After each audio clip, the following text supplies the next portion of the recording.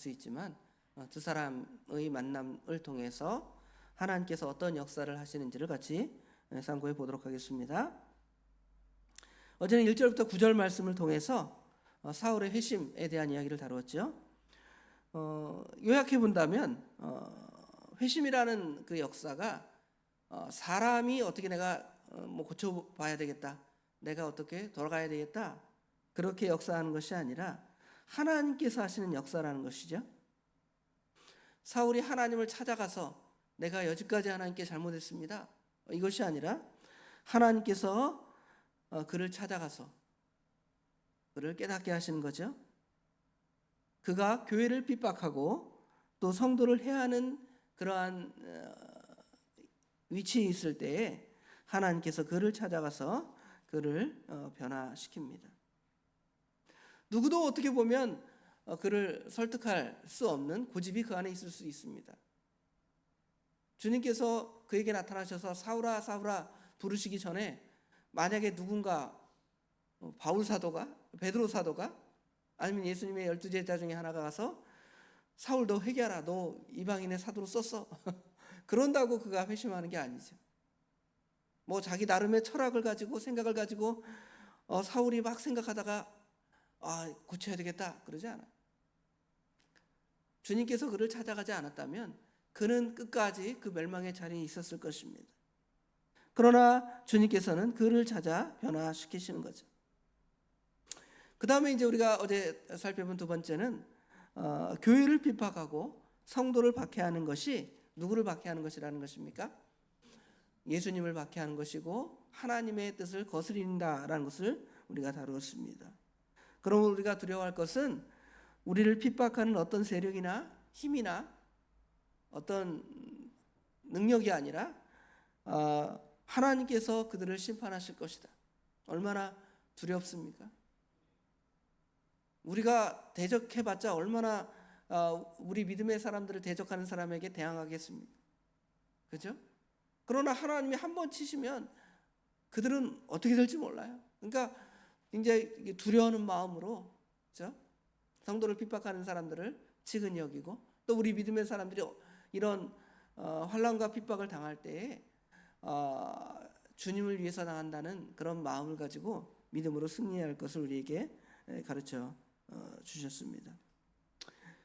오늘 마지막으로 이 연결돼서 다루는 말씀인데요. 오늘은 하나님께서 왜 사울을 회심시켰는가? 하나님께서 사울을 회심시켜서 그로 하여금 맡기신 사명이 무엇인가? 그것이 이제 오늘 아나니아와 만난, 사울과 아나니아가 만난 사건을 통해서 기록이 되어 있습니다. 더 구체적으로 상고해 보도록 하겠습니다. 사울이 회심하기 전이라면 아나니아는 어떤 사람이냐면 2절에 보니까 다메섹으로 가게 해주세요, 그들을 잡아오게 하세요 하는 공문을 받는데, 어떤 사람을 잡으러 가냐면 그 도를 따르는 사람, 그러니까 예수님의 도, 십자가의 도를 따르는 사람. 누가 그런 사람이에요? 아나니아. 그럼 이제 둘이 만나야 돼요, 안 만나야 돼요? 결국 만나서는 안 되죠. 하나님의 사람이 그런 사람 만나갖고 핍박당하면 어떡하겠습니까? 가서 복음을 전하고 하나님의 놀라운 일들을 더 감당해야 되겠는데, 그런데 하나님께서 그 사람을 만나라는 것이지요. 근데 그냥 자기들의 생각에 따라 만나는 것이 아니라 하나님께서는 지금 여기 10절에 그때 다메섹에 아나니아라는 제자가 있더니 주께서 말씀하십니다. 주께서 환상 중에 불러 이르시되, 여기 환상이라는 것은 아직 계시가 구약 성경은 있지만 신약 성경 66권이 완성되지 않은 시대이기 때문에 하나님께서 다양한 방식으로 하나님의 뜻을 나타내셨죠. 꿈이나 환상이나 이런 것들을 통해서 주께서 환상 중에 아나니아를 부르십니다. 아나니아야, 그렇게 부르니까 아나니아가 대답하기를 주여 내가 여기 있나이다. 회심한 사람과 회심하지 않은 사람 전혀 다르죠. 회심하지 않은 사울은 어때요? 사울아 사울아 부르니까 뭐라 그래요? 주여 누구십니까? 모르니까. 그렇죠? 그렇지만 지금 아나니아는 믿음에 있는 사람이니까 주님의 음성을 듣고 아나니아야 부르니까 주여 말씀하십시오. 내가 여기 있습니다. 정도가 되겠죠. 우리 성경에 보면 사무엘을 부를 때도 그랬고 믿음의 사람들을 부를 때에 주님 말씀하세요. 제가 여기 있습니다. 주님께서 저에게 무슨 말씀을 하실지 제가 듣겠습니다. 이런 마음으로 지금 받고 있는 것이죠. 그때 이제 주님께서 그에게 말씀하시기를 11절 중반에 보니까 일어나 직가라 하는 거리로 가서 유다의 집에서 5사람 사울이라 하는 사람을 찾으라는 것입니다. 뭐 직가 이런 이게 도로가 이제 쫙 뻗은 도로 같아요. 도봉대로처럼 쫙 일자로 돼서 뭐 이쪽에서 저 끝까지 보일 정도의 그런 거리. 그래서 큰 도로로 생각이 됩니다. 거기에 이제 유다라는 사람이 있는데 그 사람의 집에 지금 길리기아 5사람 사울이 거기 있는데 그 사람을 만나보라는 것이죠. 그리고 그는 기도 중에 있다 이렇게 말씀하십니다. 그리고 덧붙여서 말씀하시기를 그가 아나니아라는 사람을 이제 만나게 될 것인데 여기 사울이겠죠. 사울이 아나니아라는 사람을 이 집에 들어와서 만나게 될 것인데 그 아나니아가 너 사울을 안수해서 다시 보게 할 것이다. 이거를 환상 중에 똑같이 사울에게도 말씀하셨다는 것입니다. 지금 여기 지금 9장 1절부터 10절에 등장해 있는 처음 만나실 때 외에도 또 하나님께서 사울에게 너는 지금 만나야 될 사람이 있다. 이렇게 사울에게 또 말씀하셨다는 것이죠. 그때 이제 아나니아가 주님께 반문을 하는 것이죠. 뭐라고 반문하냐면 주여 이 사람은 어떤 사람이에요? 이 사람에 대하여 내가 여러 소문을 들은 바가 있는데 그가 예루살렘에 사는 주의 성도들에게 적지 않은 해를 끼쳤다고 합니다. 우리가 앞장에서 배운 스데반 집사를 죽일 때에 뭐 그가 아마 돌을 던졌다 이런 표시는 없습니다. 그러나 그가 사람들이 스데반에게 돌을 던질 때 그 사람들의 옷을 지켜주는 사람이니까 내내 생각이 똑같고 만약에 더 적극적으로 그 일에 참여했으면 그도 돌을 던질 수 있는 그런 사람 아닙니까? 그렇게 반문하는 것이죠. 그리고 거기에 더해서 여기 지금 다메섹에 와서도 주의 이름을 부르는 모든 사람을 결박할 그 권한을 받아서 여기에 왔다 이런 소문이 들렸다는 것입니다. 그런데 내가 어찌 그런 사람을 만날 수 있겠습니까? 하나님께서 사울을 회심시킨 그 내용을 모르기 때문에 그와 같이 질문하게 되는 것이죠. 그러한 질문에 대해서 우리 주님께서 15절 16절에 하나님께서 왜 사울을 부르셨는가에 대한 이야기가 기록되어 있습니다. 15절 16절에 보면 주께서 이르시되 가라 이 사람은 내 이름을 이방인과 임금들과 이스라엘 자손에게 전하기 위하여 택한 나의 그릇이라. 그가 내 이름을 위하여 얼마나 고난을 받아야 할 것을 내가 그에게 보이리라 이렇게 말씀하십니다. 주님께서 사울을 부르신 목적은 사울을 통하여 내 이름, 예수님의 이름을 이방인들 또 임금들, 여기 임금들은 우리가 사도행전 13장 이후 쭉 보면 뭐 아그리파 왕에게도 전하고 권세자들에게 복음을 전한 걸 알 수가 있죠. 또 이방인들에게 복음을 전하는 것은 사울의 1차, 2차, 3차 전도여행 과정을 보면 소아시아의 여러 지역, 그 다음에 그리스, 또 로마까지 가는 그런 전도의 과정을 통하여 이방인들, 또 아니면 유대인들인데 여기 뭐 유대인 임금들과 이스라엘 자손, 영적인 이스라엘 자손을 말하겠죠. 물론 1차 전도 대상은 육신적인 이스라엘 자손이기도 하겠지만 하나님께서 영적인 이스라엘 자손들에게 복음을 전하기 위해서 택한 우리 주님의 그릇이라고, 나의 그릇이라고 우리 주님께서 친히 말씀하십니다. 뿐만 아니라 그는 예수님의 이름을 위하여 얼마나 고난을 받아야 할 것인가. 어떻게 보면 사울이 누군가를 핍박한 그것은 자신이 당할 그 고난의 어떤 표상이라는 것이죠. 전에는 몰라서 내가 그런 악을 행했지만 이제 아니까 그 고난당하는 것이 그 느낌을 알죠. 맞아본 사람이 때려본 사람 그런 거 알잖아요. 심정을 서로. 그렇죠? 그런 심정을 아는 것처럼 그가 얼마나 예수님 믿는 사람을 핍박하는 걸 알면 그가 당할 때에 그것을 넉넉하게 당할 수 있을 것이다 하면서 지금 그 뜻을 설명하시는 거죠. 하나님께서는 그를 그렇게 사용하시려고 오늘 여기 9장 1절부터 보면 굉장히 극적인 드라마틱한 그런 회심을 그에게 시킨 것을 볼 수가 있습니다. 그가 복음을 반대하고 예수님을 반대했는데 이제 그가 어떤 사람이 되는 거예요? 예수님을 전하는 사람이 되는 거예요. 고린도전서 1장 1절 2절에 보면 형제들아 내가 너희에게 나아가 하나님의 증거를 전할 때에 말과 지혜의 아름다운 것으로 아니하였나니 내가 너희 중에는 예수 그리스도와 그의 십자가에 못 박히신 것 외에 아무것도 알지 아니하기로 작정하였습니다. 저는 예수 믿는 사람을 때려 죽이려고 하는 그 사람이 나는 이제 예수님만 전한다. 얼마나 우리 주님께서 그렇게 사람을 변화시키셨습니까? 그리고 내가 전에 가졌던 그런 것들을 다 배설물로 여기고 오직 나는 예수님만 자랑하는 그런 사람이다. 나의 자랑은 오직 예수뿐입니다. 분토만도 못하다. 찬송가 있죠? 그렇게 그를 변화시키셨습니다.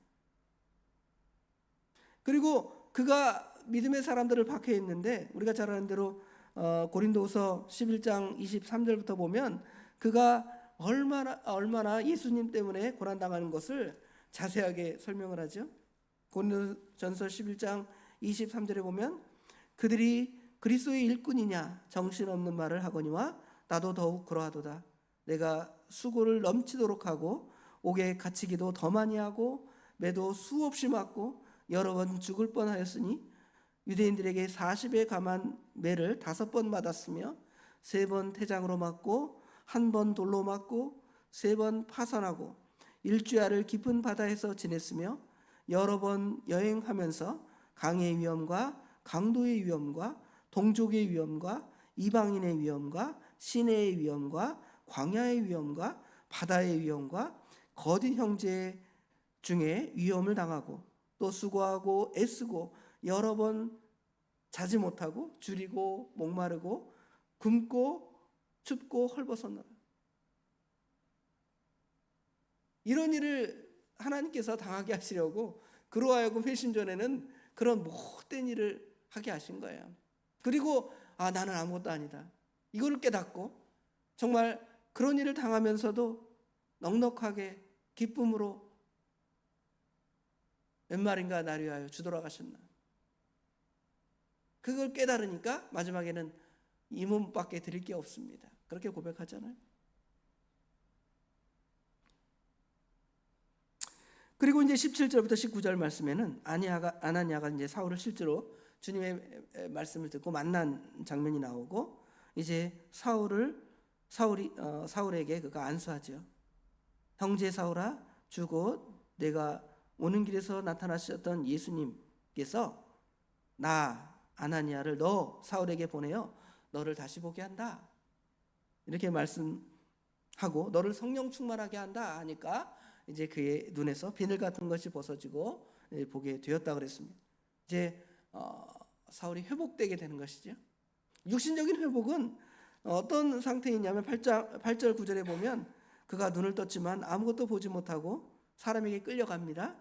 사흘 동안 보지도 못하고 먹지도 못하고 마시지도 못했지만 오늘 18절 19절에 보면 즉시 사울의 눈에서 비늘 같은 것이 벗어져 다시 보게 된지라 일어나 이제 자기가 움직이죠. 세례를 받고 음식을 먹고 강건해. 이 육적인 변화입니다. 육신의 변화지만 또 사울은 영적인 변화를 하는 것이죠. 과거에는 자기가 하나님의 일을 한다고 생각하면서 하나님의 뜻을 준행한다고 하면서 예수님의 복음을 대적하고 예수 믿는 사람들을 이렇게 잡아 죽이는 일을 행했죠. 그러나 이제는 변해서 회복되어서 어떻게 됩니까? 그 예수님을 전하는 사람이 되는 것이죠. 그가 나사렛 이단이다. 나사렛 이단의 교수인데 그런 이단을 따라가는 사람은 내가 죽여야 되겠다 이랬는데 바로 깨달으니까 그분만이 나의 죄를 대신 지시는 예수님, 십자가를 대신 지신 우리 예수님이십니다. 그렇게 회복시키고 변화시켜 주신 것. 사울만 그렇습니까? 여러분도 그럴 거 아니에요. 예수님을 알지 못할 때에는, 예수님을 인격적으로 만나지 못할 때에는 예수님이 어떤 분인지 잘 몰라요.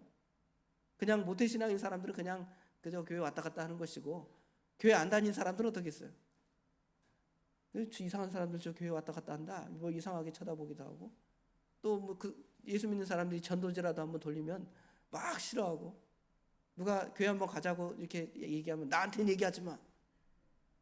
그런 사람이 예수를 믿고는 이제 그 일을 똑같이 하는 거예요. 다른 사람이 예수 믿으라고 그러고요. 이상하다고 전에 봤던 그 일을 우리가 그렇게 행하고 있는 거예요. 하나님이 회복시켜 주신 거예요. 원의. 하나님께서 아담을 처음에 창조하실 때 의롭게 창조하신 그 의를 우리가 회복하게 되는 겁니다. 사울이 회복되어서 그렇게 변화가 된 것이죠. 우리도 이런 자인 줄 알아야 돼요. 우리가 꼭 내가 극적으로 예수님을 믿고 회심한 사람이 있어요. 그런 사람이 있을 수 있지만 보통의 사람들은 언제 내가 교회를 어떻게 가게 됐는지 잘 모를 수 있어요. 어떻게 어느 목사님을 통해서 어떤 말씀을 들어서 변화했는지 잘 모를 수도 있습니다. 그러나 어떻게 돼 있습니까, 여러분은? 벌써 변화돼 있잖아요. 예수님의 말씀을, 복음을 여러분 전하는 입술을 가지고 있잖아요. 하나님의 그 변화시키는 놀라운 역사를 우리가 알면서 오늘도 그 예수님의 복음을 전하고 또 그 은혜에 감사하면서 믿음으로 오늘 하루를 이겨나가시는 저 우리 도봉의 모든 성도들 되시길 주님의 이름으로 축원합니다. 기도하겠습니다. 우리가 합심으로 또 잠깐 기도합시다. 어제는 그냥 넘어가서 그냥 기도했는데요. 먼저 기도할 제목은 성도들 중에 어려움 당한 성도를 위해서 같이 기도합시다. 우리 고영희 권사님 따님 문수진 자매와 우리 한정혜 권사님 남편 신남철 성도님 위해서 혼란 당한 성도를 위해서 같이 기도해 주시고요. 어제 총회를 잘 마쳤습니다. 하나님께서 새로운 총회장님과 임원들을 세워주셨는데 우리 교단을 잘 이끌어갈 수 있도록 기도해 주시고요. 또 우리 성도들 가운데 어려움 당하고 아픔 당한 성도들, 아까 언급한 두 분 말고도 개인적인 어려움 당하는 성도들이 있습니다. 같이 합심하여 기도하시고요. 오늘 또 저녁 예배가 있으니까 오늘 저녁 예배에도 은혜를 받게 해달라고 다 같이 통성으로 잠깐 기도하겠습니다. 아버지 하나님, 은혜와 사랑을 진심으로 감사합니다. 어젯밤에도 잠 잘 자게 하시고 이른 새벽에 단잠을 깨우사 하나님께 나오게 하시며 하나님께 하나님의 귀한 말씀을 통하여 사울이 어떻게 변화되게 되었고 사울을 변화시킨 하나님의 선한 목적을 배우게 하신 거 감사합니다. 아버지 하나님, 우리가 전에 하나님을 모를 때에 자기 마음대로 살아가고 죄 가운데 살아갔지만 우리에게 예수 그리스도를 인격적으로 만나게 하시고 그 믿음을 통하여 우리로 변화시키시고 우리로 하여금 복음을 전하는 사명자로서 아버지 하나님 주님을 기쁘시게 하는 사명자로서 세워주신 것 참으로 감사합니다. 아버지 하나님, 이런 은혜를 저희가 받았사오니 노르러도 눈물로써 못 갚을 줄 알아 이 몸밖에 드릴 것 없어 이 몸 바칩니다 고백하는 아버지 하나님 찬송의 고백이 우리의 고백이 될 수 있도록 도와주시되 아버지 하나님, 우리의 그 자랑거리가 바울 사도처럼 다 분토와 같이 여겨지고 오직 예수님만 자랑할 수 있는 아버지 하나님, 그런 사람들이 될 수 있도록 우리 하나님 도와주시옵소서. 아버지 하나님, 우리 성도들 가운데 아버지 하나님 어려움 당한 성도들이 있습니다. 아버지 하나님, 우리 주님께서 함께하여 주시옵소서.